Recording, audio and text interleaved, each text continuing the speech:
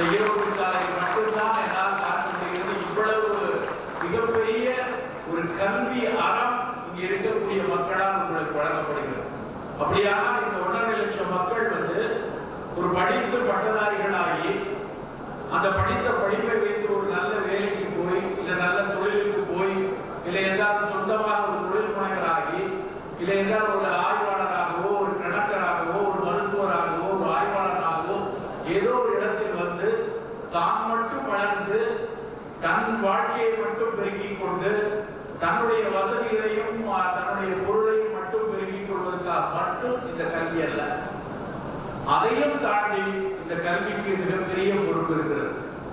இங்கே கிடைக்கக்கூடிய பட்டப்படிப்போ பட்ட மேற்படிப்போ வேறு எந்த படிப்பாக இருந்தாலும் அந்த படிப்பு உங்களுடைய வாழ்வின் நலனுக்காக மட்டும் அல்ல. இந்த இருக்கையில் நீங்க இங்க அமர்ந்து உட்கார்வதற்கோ நான் இங்கு பேசுவதற்கோ நமக்கு பரிச்சயம் இல்லாத நம் முகத்திற்கு தெரியாத எத்தனையோ பேருடைய உழைப்பு இருக்கிறது.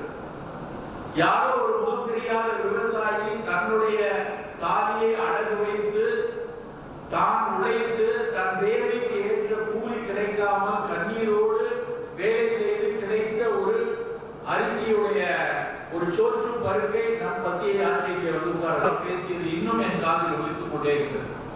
ஆனால் அத்தனை கனவுகளும் அந்த ஒரு நோய், அந்த கொடிய நோய் இன்றைக்கு நம்மிடம் இல்லாமல் செய்திருக்கிறது. நண்பர்களே, ஒரு பக்கம் சர்க்கரை நோய் கூடிக்கொண்டே இருக்கு. நேற்று வரை கிடைத்த தரவுகள் தமிழ்நாடு முன்னணியில் போய் கொண்டிருக்கிறது கேட்கிறோம். இன்னொரு பக்கம் கண் முன்னால் உங்களை போன்ற ஒரு இளைஞன் உருகிய ஒரு புற்றுநோயில மரணம் அடைந்ததை பார்க்கிறோம். இரத்த கொதிப்பு, ஒரு காலத்தில் இரத்த கொதிப்பு யாருக்கு வரும் அப்படின்னா இளம் வயதில் கடுமையாக உழைத்து ஓடி ஓடி ஓய்வில்லாமல் உழைத்த நபர் தன்னுடைய 60 வயதுல முதுமையில லேசா தலை சுத்து கிருகிருக்கு வரும். அப்ப போய் பிபி பார்த்தா இவ்வளவு நாள் ஹார்ட் ஒர்க் பண்ணீங்க, டென்ஷனா இருந்தீங்க, ஓய்வே எடுக்கல, அதனால உங்களுக்கு பிபி ஏறிடுச்சு அப்படிம்பாங்க. இன்றைக்கு தமிழ்நாட்டில் மிக அதிக அளவில் புதிய இரத்த கொதிப்பு நோயாளிகள் புதியவர்கள் இல்லை நண்பர்களே. கருத்தரிப்பிற்காக காத்திருக்கக்கூடிய பெண்களும் இளம் வயதில் இருக்கக்கூடிய ஆண்களும் தான் புதிய இரத்த கொதிப்பு நோயாளிகள். தமிழ்நாட்டில் இந்தியாவில் ஒரு சின்ன ஸ்டாட்டிஸ்டிக்கல் எவிடன்ஸ் வந்திருக்கு. இப்போ உதாரணமா ஈரோடு மாவட்டத்துல ஒரு நாள்ல ஒரு 1000 மரணம் நடக்குதுன்னு வச்சுப்போம். ஈரோடு கோல்டு டிஸ்ட்ரிக்ட்ல ஒரு 1000 டெத் ஒரு நாளைக்கு நடக்குதுன்னா இந்த 1000 மரணத்துல 741 மரணம் இந்த 5 நோய்கள் தான். தொற்றாத வாழ்வியல் நோய்கள் சொல்லக்கூடிய சக்கரை வியாதி, இரத்த கதிப்பு, புற்றுநோய், மாரடைப்பு, உளவியல் நோய்கள். என்ன நடக்குதுங்க? என்ன ஆச்சு? நாம் அதுக்குள்ள விக்டிமா மாறிடக்கூடாது. நான் அந்த தம்பி மகேந்திரனுடைய அவருடைய வரலாற்றை சொன்னபோது உங்களில் ஒரு சிலருக்கு மனதில் லேசான ஒரு வலியும் ஐயோ அந்த பையனுக்கு இப்படி ஆயிடுச்சுங்கிற கவலை உங்கள் நிறைய பேருடைய கண்களில் தெரிந்ததை என்னால் பார்க்க முடிகிறது. ஆனால் இந்த விழா முடிந்து நாளை நீங்கள் உங்களுடைய பணிகளில் கலந்ததுக்கு அப்புறம் அவனை மறந்துடுவோம். நாளை மறுநாள் அதை பற்றிய செய்தி உங்கள் காதில் பட்டால் கூட நினைவுக்கு வராது.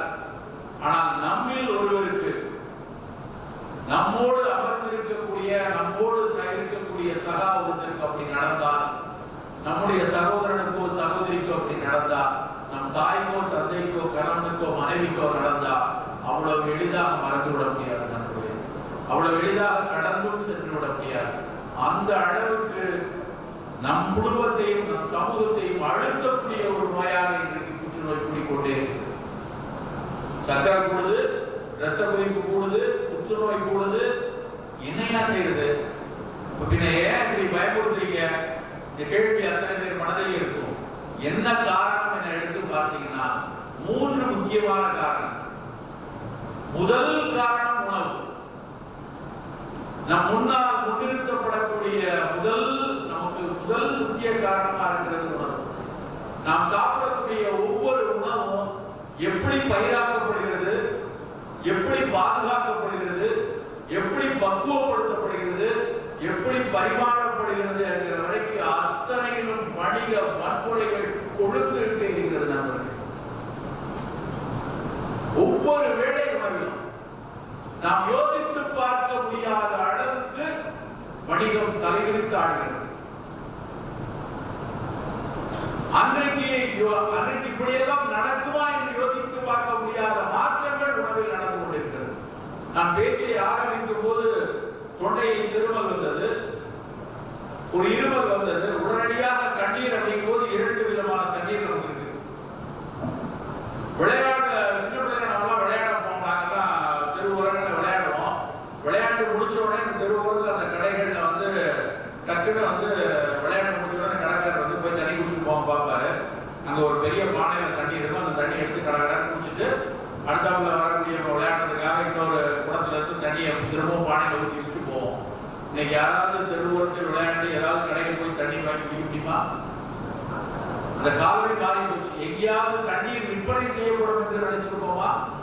கிடையவே கிடையாது. ஆனால் இன்றைக்கு மிக சுகாதாரமான தண்ணீர் அப்படின்னா அது பிளாஸ்டிக் குட்டியில் அடைக்கப்பட்ட தண்ணீர் என்கிற நிலைமை இருந்துச்சு. நேற்று வெளியான தரவுகள்ல இன்னொரு தரவு என்ன அப்படின்னா, இன்னொரு எவிடன்ஸ் என்னன்னா, சர்க்கரை வியாதிக்கான காரணத்துல இன்னொரு முக்கியமான காரணம் தண்ணீரில் கலந்து வரக்கூடிய பிளாஸ்டிக்கின் துணிப்புகளும் ஒரு காரணம். பிவிசி பைப் இங்க வந்ததுக்கு அப்புறம் தான் சர்க்கரையினுடைய அளவு அதிகமா இருக்குன்னு ஒரு எவிடன்ஸ் கொடுத்துருக்காங்க. பிளாஸ்டிக்குகளை விளைய வைப்பதற்காக இல்ல பாட்டில்களை வளைந்து நெளிந்து உருவாக்குவதற்காக பயன்படுத்தக்கூடிய பிளாஸ்டிசைசர் அப்படின்னு சொல்லக்கூடிய கெமிஸ்ட்ரி படிக்கிறவங்களுக்கு தெரிஞ்சிருக்கும், டாலேட்ஸ் அப்படின்னு. அந்த டாலேட் பிளாஸ்டிக் குப்பியில இருந்து தண்ணிக்குள்ள கொஞ்சம் கொஞ்சமா வந்து அந்த பிளாஸ்டிக் பாட்டிலுடைய தண்ணீரை தொடர்ந்து அருந்தக்கூடிய நபருக்கு சர்க்கரை வியாதி வரலாம் என்று ஒரு கருத்து சொல்லியிருக்காங்க. காலை உணவு மிக மிக முக்கியமான ஒரு உணவுனா நம்ம ஊர்ல காலை உணவு தான்.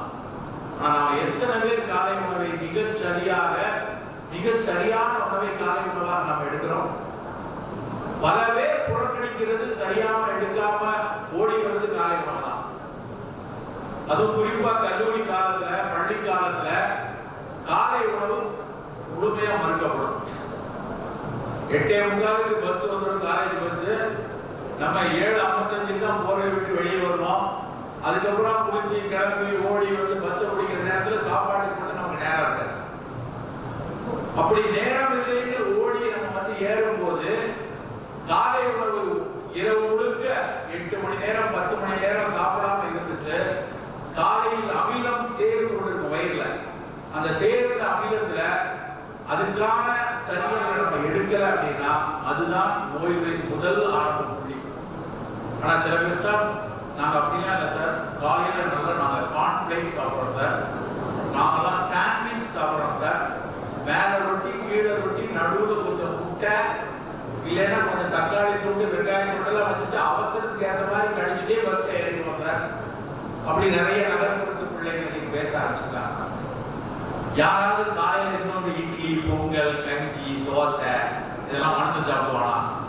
படிச்ச நாங்க இதெல்லாம் சாப்பிட்றது இல்லை, ரொம்ப பெருமையாக பேசுறாங்க. இன்னைக்கும் இட்லியா அப்படின்னு வீட்டுல சண்டை போடுறது ஆளே கிடையாது. உனக்கு வேற எதுவும் செய்யவே தெரியாதா? ஆனா உண்மை என்ன தெரியுமா? நாம சாப்பிடக்கூடிய ஒவ்வொரு பிளேட்ஸும் எப்படி வருது சந்தைப்படுத்தலாம். அதுவும் பெண்களுக்கு குறி வைத்து கே அப்படின்னு ஒரு பிளேட்ஸ், கரிஷ்மா கபூர் மாதிரி இடுப்பு வருமா அந்த கே பிளாக் சாப்பிட்டா. நான் பல தடவை சொல்லியிருக்கேன், கரிஷ்மா கபூர் இடுப்பு வருமா கண்ணம்மாப்பேட்டை அடுப்பு வருமான்னு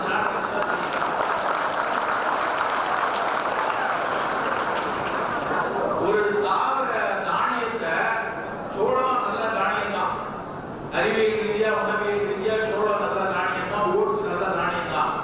ஆனா அந்த தானியம் பிளேக்ஸா மாறுறதுக்கு எவ்வளவு தொழில்நுட்ப மாற்றங்கள் இருக்கு. அதை 100 டிகிரியில வேக வச்சு 80 டன் எடையுள்ள எந்திரத்தால் அடிச்சு தட்டையாக்கி அதுக்கப்புறம் 100 டிகிரியில் அதில் இருக்க நீர்த்துவத்தை பூரா உறிஞ்சதுக்கு அப்புறம் இருக்கிற குப்பை சக்கையை தான் நண்பர்களே நாம பிளேக்ஸ் சாப்பிடுறோம். பல பேர் ரொம்ப பெருமையா சொல்லிக்கிறான், நான் தான் ஓட்ஸ் தாங்க சாப்பிட்றேன், ஓட்ஸ் பிளேக்ஸ் சாப்பிட்டா உடம்பு இழைக்கும், ஓட்ஸ் பிளேக்ஸ் சாப்பிட்டு உடம்பு இழைச்சி வரைக்கும் ஒருத்தரையும் பார்த்ததில்லை. ஆனா அத்தனை பேரும் ஓட்ஸ்ல சாப்பிட்டு அலையலாம். நான் ஒரு முறை ஒரு கட்டுரை எழுதிட்டு ஒருத்தர் போன் பண்றாரு, சார் இப்ப எங்கேயாவது ஓரத்துல ஓட்ஸ் பயிரிட முடியுமா அப்படின்னு. மண்டையில மசாலாவே இல்லை இருந்தோம். தலைகீழ நின்னாலும் இங்கே தாமரைப்பரணி கரையிலையோ காவிரி கரையிலையோ ஏன் கங்கை கரையில் கூட ஓட்ஸை பயிரிட முடியாது.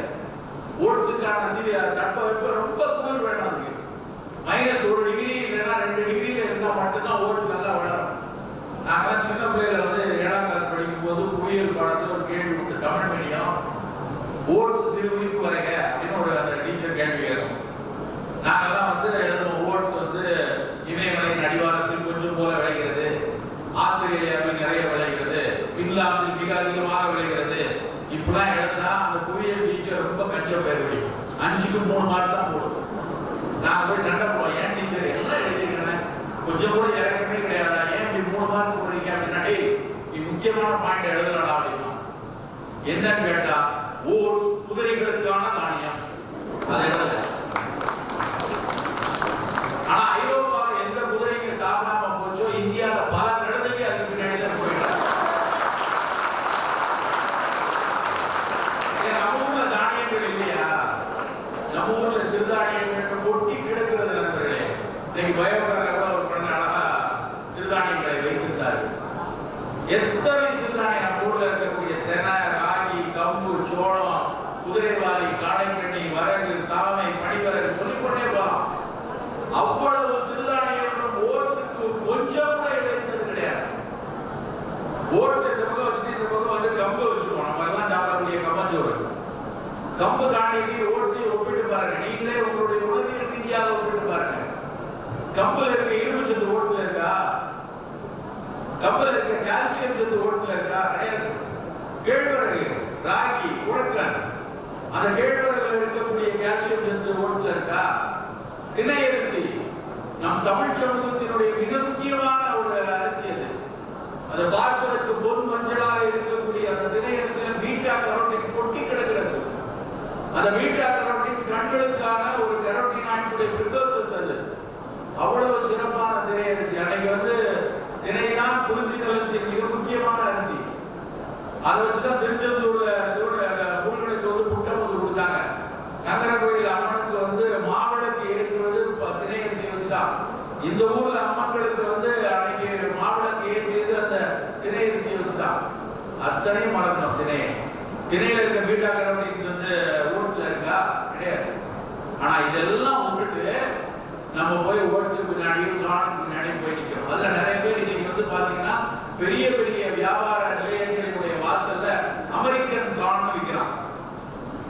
அந்த அமெரிக்கன் கார்னை வாங்கி மசாலாவை போட்டு பட்டரை போட்டு பல பேர் போய் வாங்கி வேக வேக வாயெல்லாம் பொக்க எடுத்து வாயில போடுறோம்.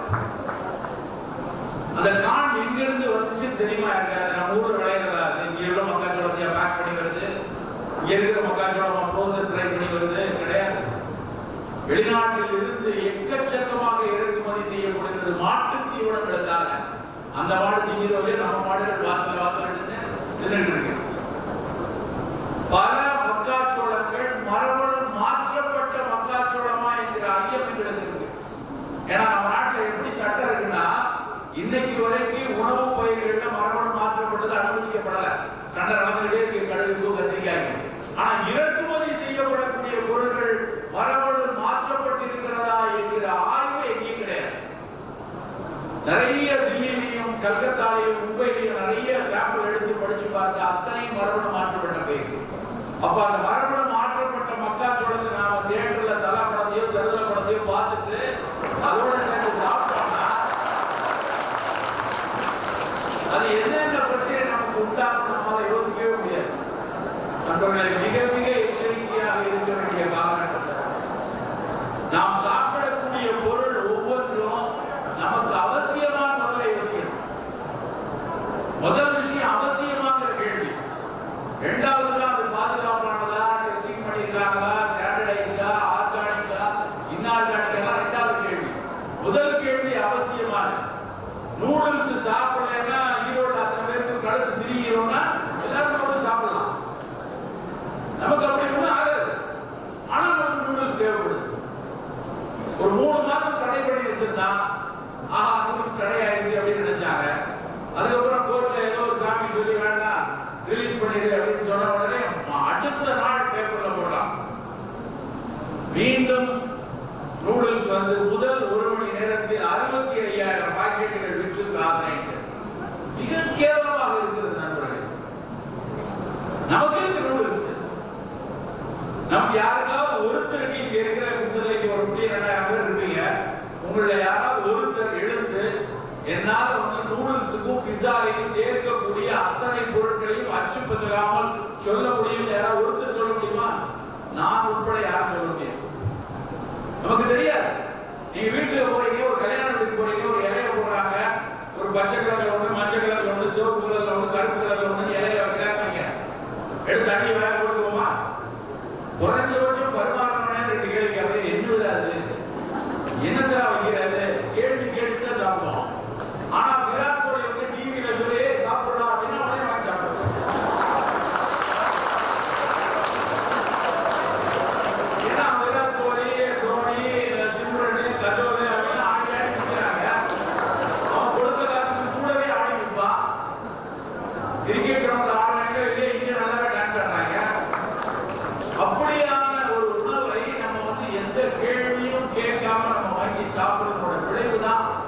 இன்னைக்கு எதிர்பாராத நோய்கள் வந்து குவியறதுக்கான முதல் முக்கியமான காரணம்.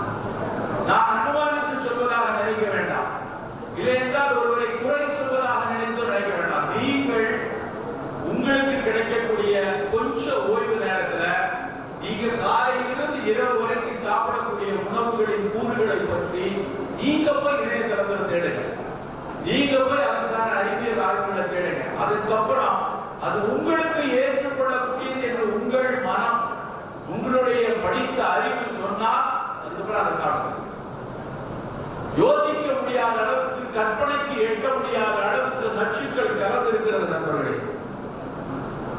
மத்தியான வேளையில சென்னை மாதிரி பகுதியில எல்லாம் பாத்தீங்கன்னா கல்லூரியிலையும் வேலை செய்யற இடத்துலயும் யாரை கேட்டாலும் பர்கர் சாப்பிடுறோம். பேரே ஒரு மாதிரி பர்கர் அப்படின்னு. என்னடா இதை போய் சாப்பிடுறீங்க அப்படின்னு கேட்டா அது என்ன சார் இருக்கு, மேல ரொட்டி கீழே ரொட்டி, நடுவுல வந்து அப்படியே வந்து மெக்சிகன் பெப்பர், அப்படியே ஆலிவ்ஸ் வச்சிருக்கோம், ஆனியன் வச்சிருக்கோம், டொமேட்டோ வச்சிருக்கோம் அப்படின்னு சொல்லிட்டு இங்க ஒரு நம்ம மருத்துவத்துறையில இந்த ஜாயிண்ட் பேரு டெம்பரோ மேண்டிபிள் ஜாயிண்ட் பேரு. இது டெம்பரல் போனு, இது மேண்டிபிள் போனு. இந்த ரெண்டுக்கு நடுவுல ஜாயிண்ட் பேரு டிஎம்ஜே ஜாயிண்ட் பாங்க. டெம்பரோ மேண்டிபிள் ஜாயிண்ட்.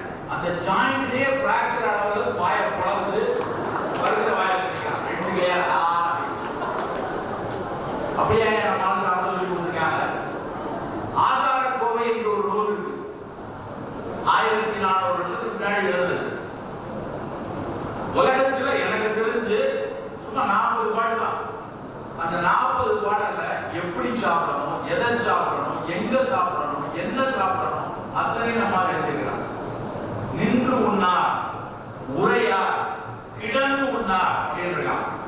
நின்றுகிட்டே சாப்பிடக்கூடாது, பேசிக்கிட்டே சாப்பிடக்கூடாது, படுக்கிறது சாப்பிடக்கூடாதுன்னு. நம்ம என்ன பண்றோம் பாருங்க. எங்கேயாவது ஒரு பணக்காரர் வீட்டு கல்யாணம்னா பிச்சைக்கார மாதிரி தட்டத்திக்கிட்டே போய்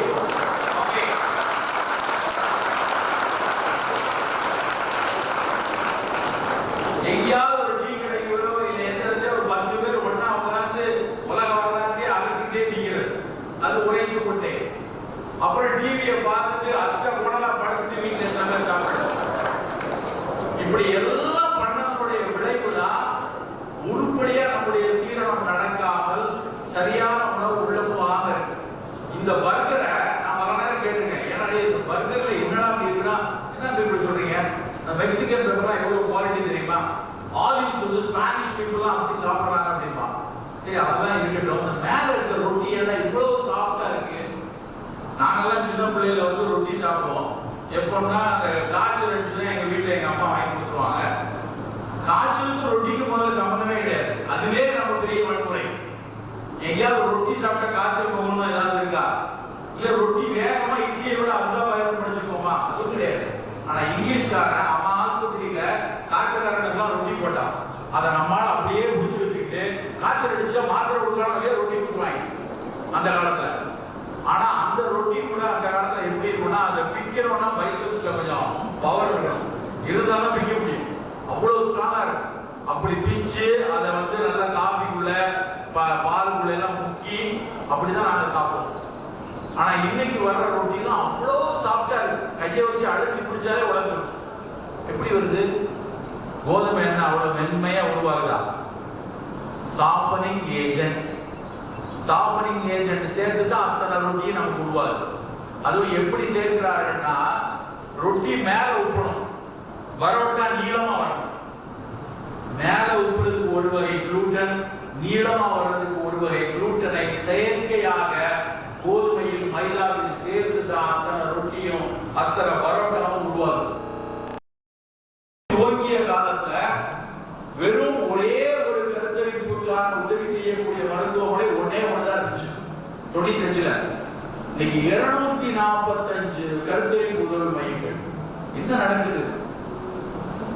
ஆண்களினுடைய விந்தணுக்களினுடைய எண்ணிக்கை நீங்க நல்லா தெரிஞ்சுக்கணும். ஆண்களினுடைய விந்தணுக்களினுடைய எண்ணிக்கை 40 120 மில்லியனா இருந்த காலம் போய் இன்னைக்கு 15 30 மில்லியனா மாறி.